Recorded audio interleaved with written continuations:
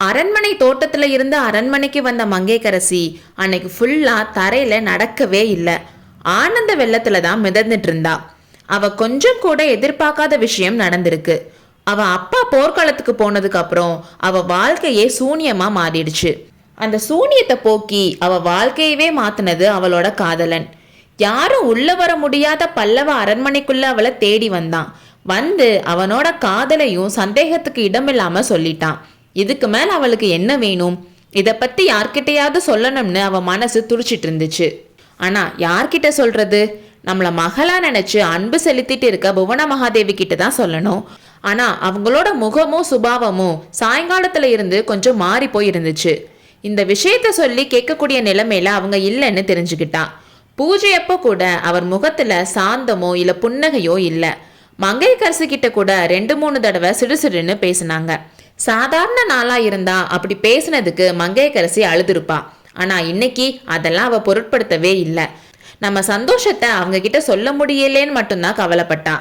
ராத்திரி எப்பவும் போல மங்கையர்க்கரசி புவன மகாதேவியோட படுக்கை அறைக்கு பக்கத்துல அவளுக்கு கொடுத்திருந்த ரூம்ல போய் படுத்தா. ஆனா தூக்கம் மட்டும் வரவே இல்லை. ஏதாச்சும் கஷ்டத்தால தூக்கம் கேட்டதை விட சந்தோஷத்தால தூக்கம் அதிகமா கெடும்னு அவ அன்னைக்கு தெரிஞ்சுக்கிட்டா. கொஞ்ச நேரத்துல தூங்குற முயற்சியவே கைவிட்டுட்டு அவளோட வருங்கால வாழ்க்கையை பத்தி கனவு காண ஆரம்பிச்சிட்டா. நடுராத்திரி ஆயிடுச்சு. அமைதியான அந்த நடுநிசி நேரத்துல திடீர்னு ஒரு சத்தம் கேட்கவும் மங்கையர்க்கரசி பயந்து போயிட்டா. ஏதோ ஒரு கதவு திறக்கிற சத்தம் தான் கேட்டுச்சு.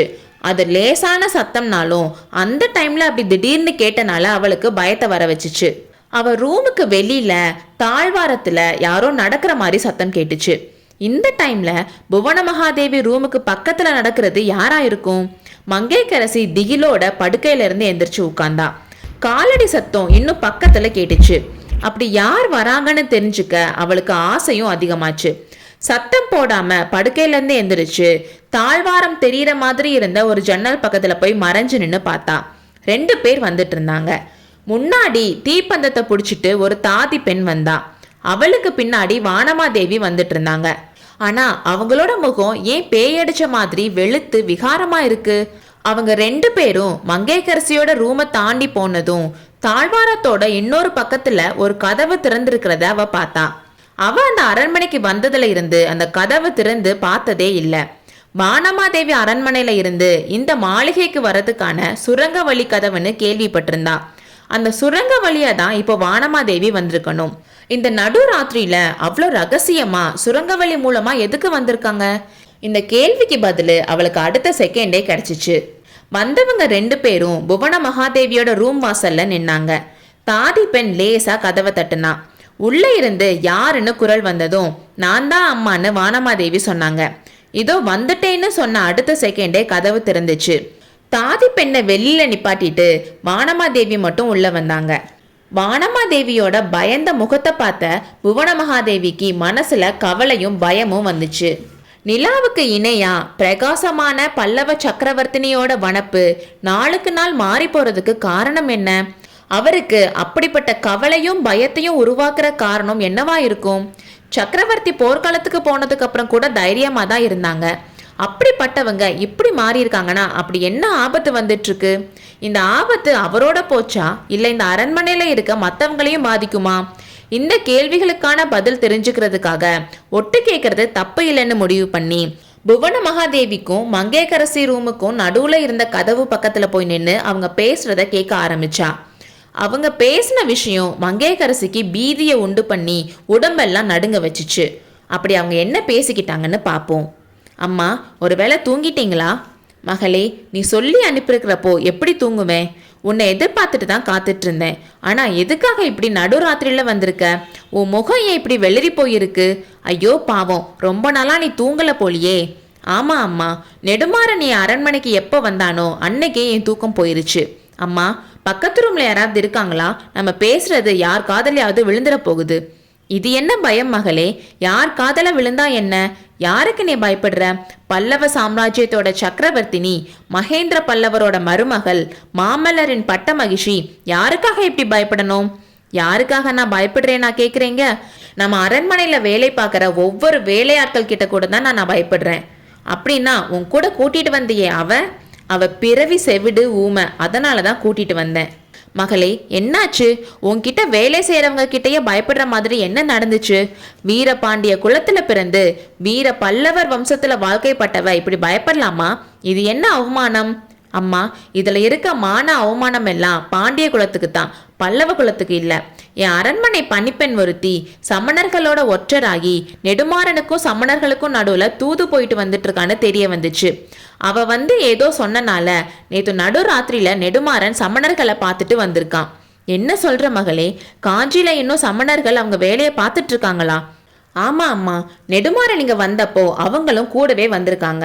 நேத்து அவங்க என்ன பேசிக்கிட்டாங்கன்னு தெரிஞ்சா இன்னும் நீங்க அதிர்ச்சி அடைவீங்க. என்னாச்சு மகளே?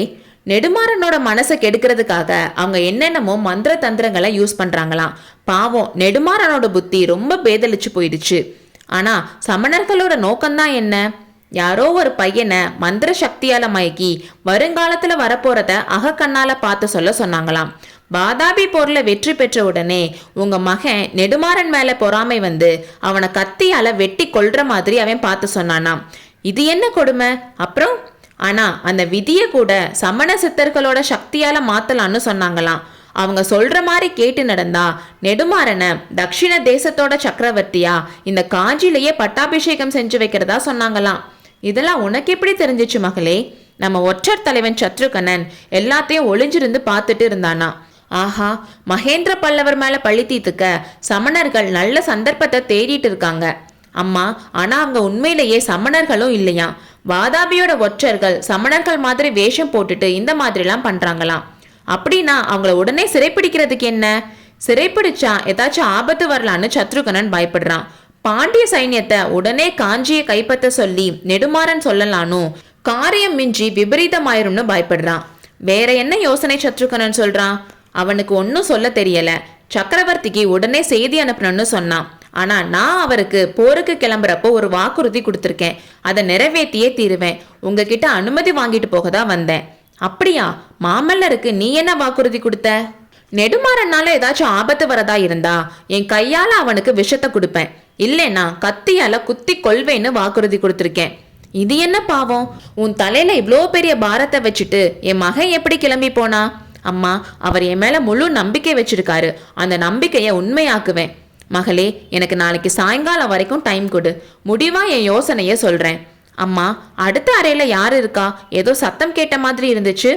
இந்த அரண்மனையை பத்தி நீ சந்தேகப்பட வேணாம். இங்க அப்படிப்பட்டவங்க யாரும் இல்ல. அப்படியா நினைக்கிறீங்க? இன்னைக்கு சாயங்காலம் நடந்ததை கேட்டா ஆச்சரியப்பட்டு போவீங்க. சாயங்காலம் என்ன நடந்துச்சு? நெடுமாறன் பூந்தோட்டத்துல உலாவிட்டு வரதா சொல்லிட்டு போனான். ரொம்ப நேரம் ஆகியும் அவன் வராம இருந்தனால நான் தேடிட்டு போனேன். அப்போ அங்க அவன் கூட நின்று நீங்க தத்தெடுத்த மக பேசிட்டு இருந்தா. என்ன, மங்கையர்கரசியா? மகளே, நீ யாரை பத்தி சொன்னாலும் நம்புறேன். ஆனா மங்கையர்கரசியை மட்டும் ஒரு நாளும் சந்தேகப்பட மாட்டேன். ஆனா என் கண்ணாலேயே பார்த்தேனே அம்மா. கண்ணால என்ன பார்த்த? 2 பேரும் பேசிட்டு இருந்ததை பார்த்த. இவ பூஜைக்கு பூ பறிக்க போயிருந்தா. தற்செயலா நெடுமாறன் அங்க வந்திருப்பான். ஏதாச்சும் கேட்டிருப்பான். இவளும் யாரோ பாண்டிய நாட்டு இளைஞனை பத்தி விசாரிக்கணும்னு சொல்லிட்டு இருந்தா. ஆனா அவங்களோட நடவடிக்கை எனக்கு சந்தேகத்தை வர வச்சிச்சு அம்மா. இப்போ நீ இருக்க மனநிலையில யாரை பார்த்தாலும் சந்தேகம் வரத்தான் செய்யும். நான் கிளம்புறேன் அம்மா. உங்ககிட்ட சொன்னதுக்கு அப்புறம் தான் என் மனசுல இருந்த பாரம் கொஞ்சம் குறைஞ்சிருக்கு. போயிட்டு வா குழந்தாய். மீனாட்சி அம்மனோட அருளால உன்னோட பாரம் முழுசா நீங்கட்டும். இதுக்கப்புறம் கதவு திறந்து மூடுற சத்தம் கேட்டுச்சு. அப்புறம் காலடி சத்தமும் மறுபடியும் கதவு திறந்து மூடுற சத்தமும் கேட்டுச்சு. அப்புறம் ஒரே நிசப்தமா இருந்துச்சு. இதெல்லாம் கேட்ட மங்கையர்கரசி அதுக்கப்புறம் ஒரு செகண்ட் கூட தூங்கல. இப்போ அவளுக்கு நிறைய கேள்விகளுக்கான பதில் கிடைச்சிச்சு. பாண்டிய குமாரன் தான் தன்னோட காதலன்னு தெரிஞ்சதும் அவளுக்கு வியப்பும் சந்தோஷமும் வந்துச்சு. அவ அடிக்கடி கண்ட கனவோட அர்த்தம் விளங்குச்சு. அவனுக்கு இந்த அரண்மனையில இருக்க ஆபத்தை நினைச்சு பயமும் கவலையும் வந்துச்சு. அவனை எப்படியாச்சும் இந்த ஆபத்துல இருந்து காப்பாத்துற பொறுப்பு தன்னோடதுன்னு நினைச்சா. அடுத்த நாள் சாயங்காலம் கொஞ்சம் சீக்கிரமாவே தோட்டத்துக்கு போய் வெயிட் பண்ணிட்டு இருந்தா. நெடுமாறன் வந்ததும் உடனே ஓடி போய், பிரபு, உங்களுக்கு இந்த அரண்மனையில பெரிய ஆபத்து இருக்கு, உடனே இங்கிருந்து போயிருங்கன்னு சொன்னான். என்ன சொல்ற? இந்த ஏழைக்கு யாரால என்ன ஆபத்து வரப்போகுதுன்னு கேட்டான். சுவாமி, இனியும் என்ன நீங்க ஏமாத்த வேணாம். நீங்க தான் பாண்டியகுமாரன்னு தெரிஞ்சுக்கிட்டேன். உண்மையிலேயே உங்களுக்கு இங்க பெரிய ஆபத்து வரதுக்கு இருக்கு. உடனே போய்விடுங்கள் இந்த அரண்மனையை விட்டு என்றால் மங்கையர்கரசி. அடுத்த அத்தியாயத்தில் சந்திப்போம்.